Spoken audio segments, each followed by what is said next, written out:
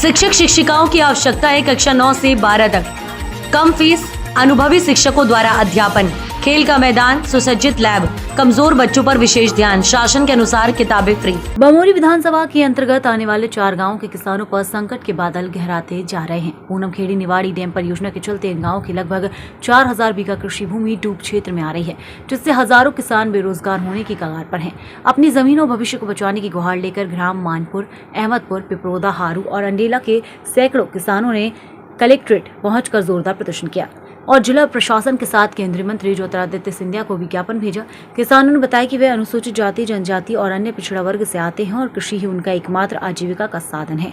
यदि डैम निर्माण की स्वीकृति ऐसी बनी रही तो उनकी उपजाऊ जमीन के साथ प्रधानमंत्री आवास योजना में मिले घर भी जलमग्न हो जाएंगे। इससे न सिर्फ उनकी वर्षों की मेहनत बर्बाद होगी, बल्कि 5000 से अधिक परिवारों को 2 वक्त की रोटी के लिए भी भटकना पड़ेगा। किसानों ने यह भी आरोप लगाया कि जिन स्थानों पर डैम प्रस्तावित है वे भूमि शासकीय नहीं होकर निजी स्वामित्व वाली है। ऐसे में ऐसे डूब क्षेत्रों में शामिल किया जाना सरासर अन्याय है। प्रदर्शन कर रहे किसानों ने कहा कि पहले से इन गांवों में सिंचाई की पर्याप्त व्यवस्था है, इसलिए इस परियोजना का कोई ठोस लाभ उन्हें नहीं मिलेगा। इसके विपरीत वे अपनी आजीविका, मकान और जमीन सब कुछ खो देंगे। किसानों ने केंद्रीय मंत्री सिंधिया से मांग की कि वे इस डैम परियोजना पर तत्काल रोक लगाएं और प्रभावित गाँव के लिए वैकल्पिक योजना पर विचार करें। साथ ही कलेक्टर गुना को दिए आवेदन में यह मांग भी की गई कि होरा तालाब सिंचाई परियोजना को जनहित में तत्काल निरस्त किया जाए। वहीं सरपंच मनीषा के नेतृत्व में सभी ने प्रशासन से मांग की है कि वे इस डैम परियोजना का पुनः परीक्षण करें और ग्राम पंचायत की आपत्तियों को गंभीरता से लें। क्या आ रही है? हमारे लिए बहुत सारी समस्याएं खड़ी हुई हैं। तालाबंद है तो भूखन मर जाएंगे, कहाँ जाएंगे, कहाँ रहेंगे, ना हमारे बच्चे कहीं आज ठिकाने लग पाएंगे, कुछ भी नहीं हो पाएगा। कुल मिलाकर पूरा गाँव डूब में जा रहा है। तो बताइए अब क्या करें। अब गाँव कितने गाँव की जमीन डूब में जा रही है? 2-3 गाँव तो बिल्कुल सेपरेट जा रहे हैं। तो 2-3 गाँव के लोग कहाँ जाएंगे? अधिकारियों ने सरकार से निवेदन करना चाहता हूँ। अधिकारियों ने मुआयना किया होगा ना तालाब? अधिकारी मुआयना करते हैं, कोई व्यक्ति से सूचना देते, ना किसी से मिलते। यहाँ तालाब बन रहा है, मोबाइल पे मैसेज आ गए, सब वो देख के जनता घबरा रही है। और जनता जाएगी तो आखिर कहाँ जाए? आपसे किसी से सलाह नहीं ली? कुछ नहीं, कोई सलाह नहीं ली। ये बताया जा रहा है कि सौगात मिली है, वो तो हमारे लिए सौगात चाहिए कहाँ? क्या नाम है आपका? मेरा नाम कृष्ण मान। कहाँ से आए हो सब लोग? मानपुर, अहमदपुर, पिपरोदा आए थे। कितने लोग आए थे? हम 150-200 लोग। किस मैटर में आए थे आप? तालाब के मैटर में। कैसा क्या है बताओ। निजी भूमि पे तालाब बना रही है सरकार जी, हम उसका विरोध कर रहे हैं। जमीन हमारी जा रही है। कौन से गाँव के हैं आप? मानपुर की। कितनी जमीन जा रही है आप लोगों की? कितने लोगों के परिवार? 730 हेक्टेयर। पूरा गांव ही जा रहा है। 3 गांव हैं, 3 ही गांव जा रहे हैं। आज एसडीएम मैडम पहुंची, एसी में बैठ के शीशा ही नहीं खोला, ऐसी कोई सुनवाई नहीं हुई वहाँ पे। और हमारा एक आदमी तो एम्स में भर्ती है, इसी घटना से संबंध है। अगर यहाँ पे प्रशासन ने आपकी नहीं सुनी, आगे क्या करोगे आप? चक्का जाम करेंगे, फोर लाइन हाईवे। सर्वे करने से अभी वर्तमान में भोपाल एम्स में है इसी विषय में। जब सर्वे किया गया तो जमीन का जब आप लोगों को कोई सूचना ही नहीं थी। कोई सूचना नहीं दी आप? नो। जब आपने अभी शिकायत की थी इससे पहले जन सुनवाई में, इसके बाद क्या हुआ था? आश्वासन दिया था मैडम की बोला था कि मैडम जांच करने जाएंगी। मैडम आज गई तो कांच ही नहीं खोला, गाड़ी का बात ही नहीं करी, ये यही नहीं करी बात। मैडम क्यों गई थी तो आज? जांच करने।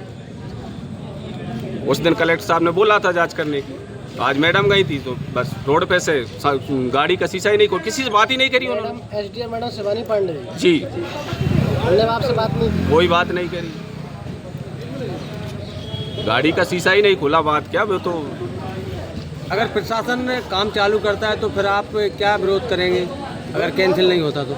कैंसिल नहीं हुआ हम चक्का जाम करेंगे पहले नंबर। तो अगर हमें आश्वासन नहीं दिया 1 हफ्ते में तो फांसी लगा कर मरेंगे, आत्महत्या भी करेंगे किसान। तो जब हमारे पास जमीन ही नहीं रहेगी तो फिर क्या करेंगे? ये जमीन सरकारी की आप लोगों की? हाँ, निजी जमीन है, सरकारी का तो रखवा ही नहीं है। 50 बीघा सरकारी है, वो भी गांव से लग रही है।